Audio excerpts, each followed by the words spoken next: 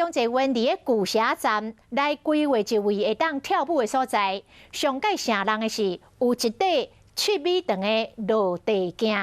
讲欢迎台中市民，逐天早起的9点到暗时的9点，会当去迄个所在练跳舞。正式启动。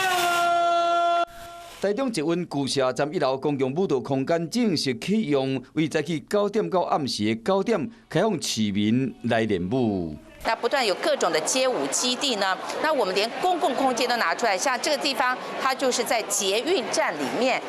市长罗秀燕嘛，甲这少年人做伙练舞。台中捷运公司表示讲，为了好这少年人练舞的时，免得日晒雨淋，所以讲这开放这1楼的空间。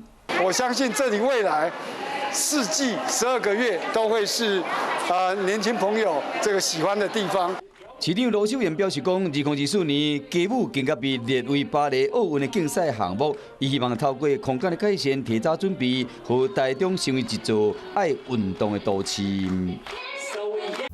我是李一文，想要关注体育的朋友们，记得收看52动起来，然后还要订阅我们的 YouTube 频道，赶快按赞、订阅、开启小铃铛。